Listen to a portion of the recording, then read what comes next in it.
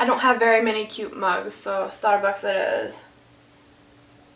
Hello, hello! My name is Trina and welcome. I'm so glad to see you today. I am doing a Tuesday Talks video for the first time this week, and I thought that it would be kind of a cool chance to just have a much more informal discussion with you guys because I want to check in and see how you were doing. Please let me know what's going on in your life this week. Let me know what are you currently reading, what have you recently read and liked, have you found any new videos you've really loved on YouTube, have you found any new channels. Put those links down below. Give shout outs to anyone or anything that you want to. I definitely want to hear it. I want a conversation going with you guys because that is why I'm here. I love talking to you guys in the comments or on Twitter or elsewhere. Tuesday Talks is a Goodreads group with weekly topics, and this is my first time doing a Tuesday Talks video. I will leave a link to that Goodreads group down below. Anybody can join in, and this week's topic is, what do you think about overhyped books? So I'm going to be talking about my feelings on hype, and then I want to ask you guys, do you think that hype helps or hurts a book? And give me some examples of when it has helped you pick up a book or when it has hurt your opinion. So there are kind of two categories concerning this topic for me. There are books that I already know I want to pick up, like if it's a book by a favorite author of mine, I'm going to read it regardless of the early reviews, or if it's a book in a series that I'm already into that series and I know I'm going to continue on. And then there are the books that I've never heard about before. They might be debut authors or just I'm not familiar with that author or the start of a new series. So how does hype affect my opinion on both of these types of books? An example I want to use is Heir of Fire by Sarah J. Maas from the Throne of Glass series. I already knew I was going to be picking up Heir of Fire as soon as it came out. I had pre-ordered it. I love this series. I've been around since book 1, and Heir of Fire got so much hype last summer. Sarah J. Maas has an incredible marketing team. I have never seen an author with so many arcs out there. There are just so many people that have arcs and are doing advanced reviews, not just for Heir of Fire, but also her new release that is coming out in May, A Court of Thorns and Roses. Literally, the hype around her books is unreal. So Heir of Fire was getting a whole lot of hype before I ever got my hands on it, and this affected me in a couple of ways. First, it made me pretty envious, pretty jealous that everyone else seemed to have a copy of this book before I ever got mine. So many people were brand new, fresh to the series, and they binge read all of the books and started hyping Heir of Fire before months and months before it ever came out. And I felt like I've been a fan for a lot longer and I don't get to have an early preview of it, and it's not even that I wanted an arc. I have conflicted feelings on arcs, even though I got it the day that it came out because I pre-ordered it. As soon as I got it, I felt like everyone else has already had their say on this book and I feel like I missed out. It's over now. Like, it came out literally 3 months before it actually came out. I didn't feel like I could be part of that conversation. I felt a little bit bummed, so I put it off and I didn't read Heir of Fire until like 2 months after I had gotten it, and I do feel like that early hype and marketing kind of took away from my fan experience. But there were a couple of good things about all the hype with Heir of Fire, which were it got into the hands of so many new people. I love that.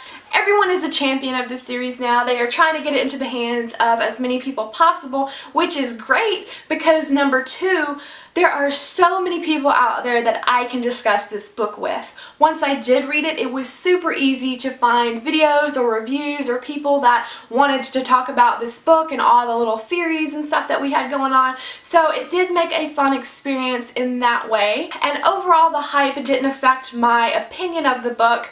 I rated it 5 stars. I would have, regardless or not of what anybody else had said, because I love the series and it was a great book. Now, on the other side of things, there are books that I didn't already know about. I didn't know if I wanted to pick them up, and hype can affect those much differently for me. I've got 2 good examples from last year. We Were Liars by E. Lockhart and I'll Give You the Sun by Jandy Nelson.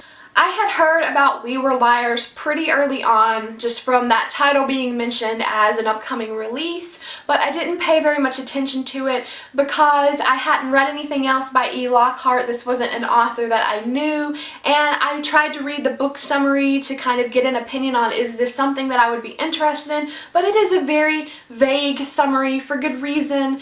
And if you don't want to know anything at all about We Were Liars, mute the video until I put this mug down. I'm not going to spoil anything, but I know so many people kind of recommend or want to go into the book knowing nothing.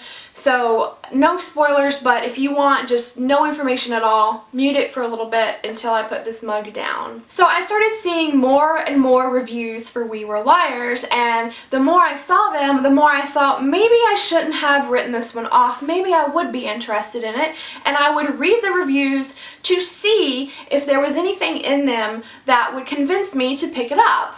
I didn't read any spoilers, of course, but all of the reviews said there is a big twist in this book. You need to go into it not knowing anything. It was so totally mind-blowing. Oh my gosh, this book, everyone, you just have to read it. This book is crazy, crazy, crazy, crazy, crazy, crazy. So I knew something was going on with it. So when I picked it up, I was reading We Were Liars, very carefully paying attention to details because I knew something was going on.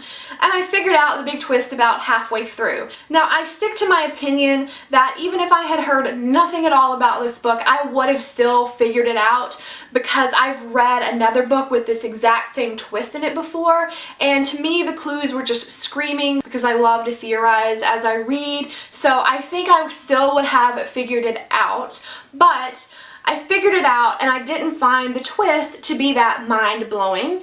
Maybe because I had read something else with the same twist before. You know, I'm not really sure. You can't ever tell these things in retrospect. But I do think that all of that hype kind of made me feel like I had missed out on something. I didn't find it as mind-blowing as everybody else did, so I still really enjoyed the book and it was a great experience, but I think that that was a case where the hype did hurt it a little bit. And another example for book hype was I'll Give You the Sun by Jandy Nelson. This book recently just was showing up everywhere. Everyone was saying how great it was. I wasn't planning on reading it at all until I saw all of that hype, and I picked it up. And this was the one book that the hype was really true for me. I loved it just as much as everyone else was saying. I was really glad that I read it. I think that if it hadn't been for the hype, I wouldn't have picked the book up, and then I would have missed out. So that would have been pretty sad. So that is a good example of hype helping a book, but usually for me, hype just sets the expectation bar so high that the book can't live up to it. So for me, I prefer to avoid as much hype as possible, but there definitely are some cases where it helps get the book into my hands, which is the purpose. So what do you guys think? Does hype help or hurt a book? Have you ever picked a book up based solely on the hype, or has hype ever totally ruined a book experience for you? Let me know down below in the comments.